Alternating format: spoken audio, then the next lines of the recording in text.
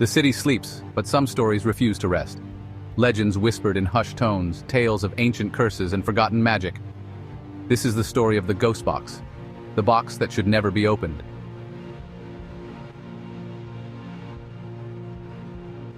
Nestled deep in the city's forgotten heart lies the world of secrets, a shop more memory than reality. Its windows, clouded with grime and time, hint at the treasures and terrors within. Four friends, drawn by curiosity and a thirst for the unknown, are about to step across the threshold and into legend. Few dare to enter, and fewer still leave unchanged.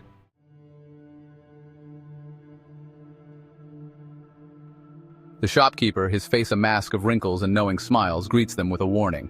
"Not all secrets are meant to be found," he rasps, his voice like dry leaves rustling in the wind. But his words fall on deaf ears. The friends are drawn to a display case at the back of the store. There, nestled amongst the other oddities, lies the ghost box.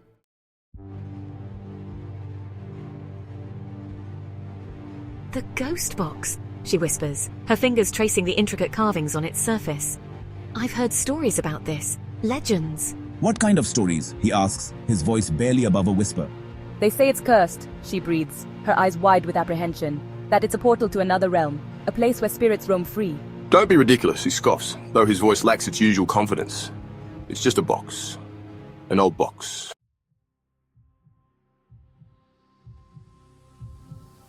But even as he speaks, doubt creeps into his mind. As he lifts the lid just a fraction, a low hum fills the air, barely audible but undeniably present. What is this? Sarah whispers, her breath catching in her throat. Zaid reaches into the box, his fingers closing around the die. I don't know, Zaid breathes, his eyes fixed on the die in his hand. It feels strangely warm to the touch, as if infused with a life of its own. He can feel a strange pull towards it, an urge to roll it, to see what secrets it holds. The air grows noticeably colder.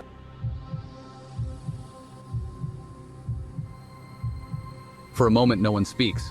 The die tumbles from his grasp, bouncing across the wooden floorboards before coming to a stop at his feet. A single pip stares up at them, a malevolent eye gazing out from the darkness. As if on cue, the lights flicker and die, plunging them into darkness. S4, media, dark room with sudden darkness, person whispering in dim light, person speaking softly in dark room. One game, Zaid says, his voice barely a whisper.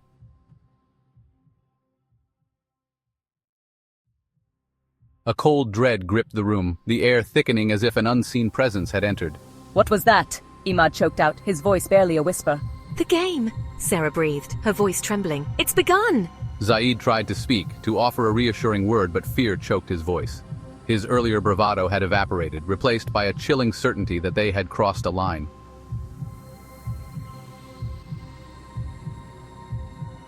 The shadows in the corners of the room seemed to deepen, twisting and contorting as if they were alive.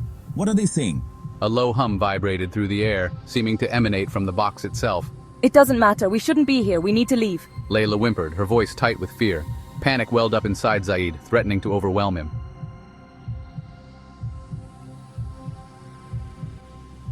A gust of cold wind extinguished the last flickering candle, plunging them into absolute darkness. The whispers intensified, swirling around them like a vortex of fear. A single shaft of moonlight pierced through a crack in the boarded-up window, illuminating a dusty table in the center of the room. And there, lying on the table as if it had always been there, was a Ouija board. No, no way. We are not playing with that. But even as she spoke, the planchette began to move.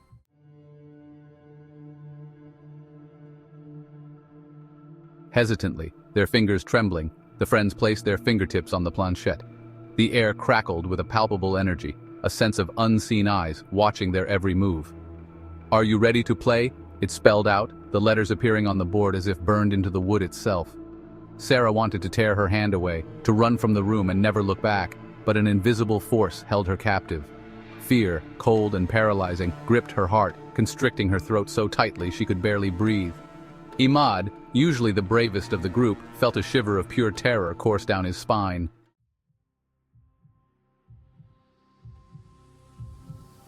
The planchette moved faster now, its movements jerky and erratic, as if possessed by an unseen force. Gasping. Oh my god, something just touched me. I felt a cold, unseen hand brush against my cheek. Frantically, this can't be real. What is happening? I can't think straight. Zaid's mind raced, desperately trying to make sense of the chaos unfolding around them. A low growl echoed through the room, seeming to emanate from the very walls themselves.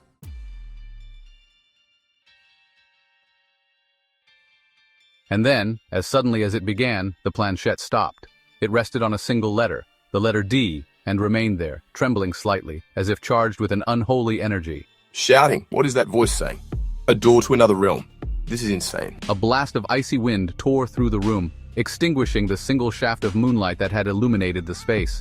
The friends were plunged into absolute darkness, their screams swallowed by the shadows. The box pulsed with a malevolent energy, the strange symbols on its surface glowing with an eerie internal luminescence. The voice continued its relentless assault on their sanity, whispering promises of power, of knowledge, of forbidden pleasures.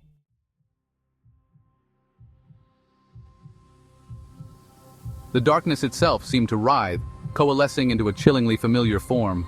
A spectral figure, its edges blurred and indistinct, began to materialize before their eyes. Raspy whisper. You sought secrets. Now secrets shall consume you.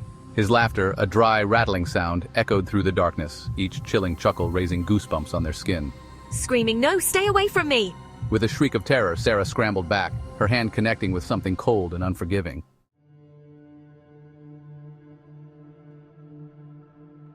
Let her go. Imad roared, his voice hoarse with terror. He lunged forward, grasping Sarah's other hand, trying desperately to pull her free from the apparition's grasp.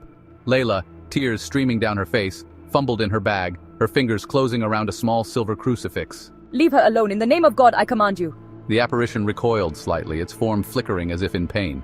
Not all secrets are meant to be found. He realized with a sickening clarity that their only hope lay in finding a way to close the box, to undo what they had so carelessly begun.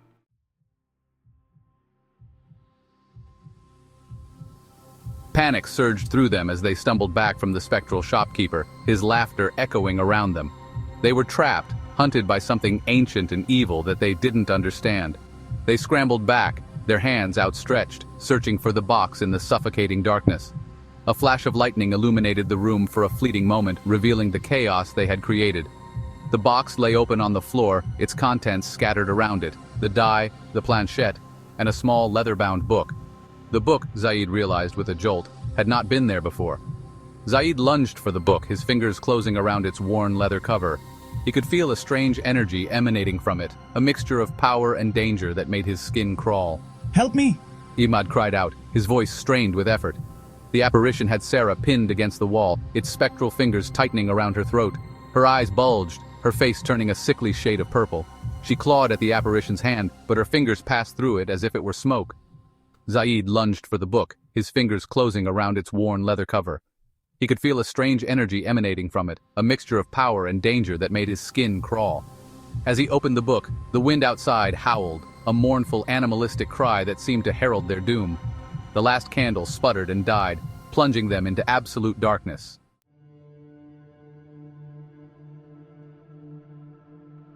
The musty scent of aged paper filled Zaid's nostrils as he ran his fingers over the book's surface, the rough texture strangely comforting in the absolute darkness. The guttural laughter of the shopkeeper echoed through the room, punctuated by Sarah's increasingly desperate gasps. Imad's frantic pleas for help were lost in the cacophony of terror. His fingers brushed against a faded silk ribbon marking a page. He carefully flipped it open, his heart pounding against his ribs. The page was filled with arcane symbols and text written in a language he didn't recognize, but the illustrations were unmistakable. A circle of light, a figure bound within, and a symbol that mirrored the one etched on the box's lid. This was the key, he realized, a ritual to banish the spirits and seal the gateway. Zaid, please hurry. Layla's voice was high-pitched with terror. The shopkeeper's attention had shifted. Layla cried out as the crucifix began to glow red-hot in her hand, forcing her to drop it with a cry of pain. The spectral figure advanced towards her, his form solidifying with each step. I need light. I need to see.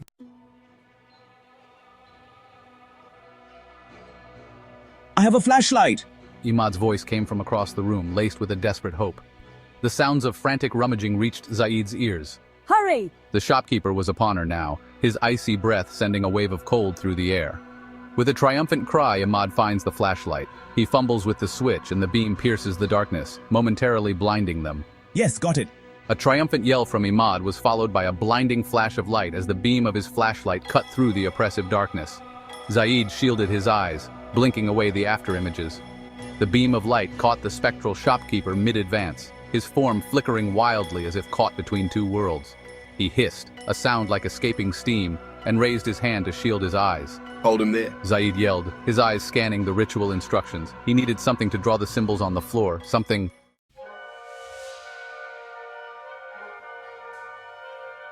Layla shouted, her voice strained but determined. The flashlight beam had fallen on Imad's open backpack, revealing a can of bright red spray paint nestled among the other contents. She lunged for it, ignoring the searing pain in her burnt hand. Zaid snatched the can from her outstretched hand. Heart pounding, he sprayed the symbols onto the dusty floorboards, recreating the diagram from the book as quickly and accurately as possible. He could feel the energy in the room shifting, the air growing heavy with anticipation. As Zaid finished the last symbol, a low hum resonated from the ghost box, growing in intensity until it filled the room. The ghostly shopkeeper let out an ear-splitting shriek, his form writhing in agony as the light from the flashlight seemed to burn him like fire. S3. Media. Ghostly figure shrieking in pain, flashlight burning, ghostly figure writhing in agony in dark room. Here! Imad swung the flashlight beam towards the ghost box, bathing it in light. The room trembled violently, and the shadows that had danced so menacingly just moments before were sucked towards the box as if pulled by a powerful vacuum. The air crackled and popped with unseen energy.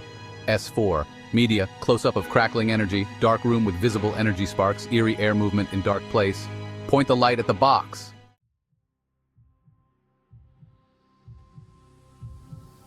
The air grew thick, heavy with the stench of ozone and a palpable sense of dread.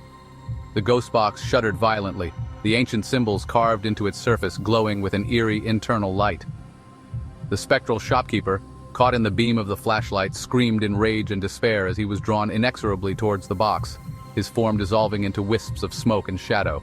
With a surge of adrenaline, Zaid lunged forward, slamming the lid of the ghost box shut.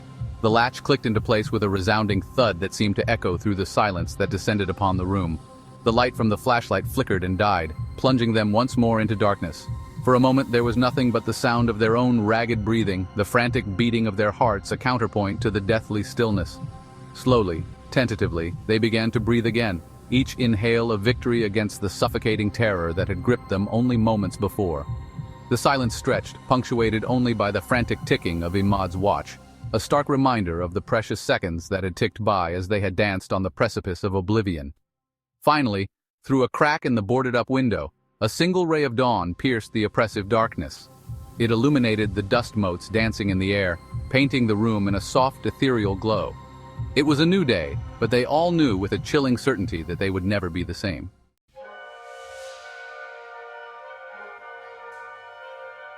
They emerged from the shop into the soft light of dawn, blinking against the unfamiliar brightness. The city was slowly coming to life around them, the rumble of delivery trucks, the distant wail of a siren, but to them, it felt like a world away. They had stepped beyond the veil, glimpsed a darkness that lay just beneath the surface of reality, and there was no going back. As they walked away, their footsteps echoing on the empty sidewalk, Sarah glanced back at the shop. For a fleeting moment, she could have sworn she saw a faint shimmer in the grimy window, the outline of the spectral shopkeeper watching them. He raised a hand in farewell, a chilling smile playing on his lips, and then he was gone. Sarah shuddered, pulling her jacket tighter around her as if to ward off a sudden chill. The experience had changed her, she realized, marked her in ways she couldn't yet comprehend. She had looked into the abyss, and the abyss had looked back. They walked on, their arms around each other for support, their silence speaking volumes. They knew, with a certainty that went beyond words, that they would never speak of this night again. But the memory of it, the terror, the darkness, and the chilling laughter of the shopkeeper would remain with them, a shadow lurking at the edge of their awareness, a constant reminder of the price of curiosity.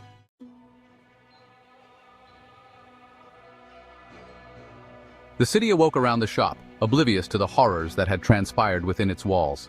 But the world of secrets remained, a silent sentinel guarding its dark treasures. The ghost box lay dormant once more, its secrets waiting for the next unsuspecting soul to stumble upon them. For some doors, once opened, can never be truly closed, and some games once played have consequences that echo through eternity. The laughter lingered, a chilling reminder that some secrets are better left buried, some mysteries better left unsolved. For the line between curiosity and oblivion is a thin one indeed, and it is all too easy to step across. The end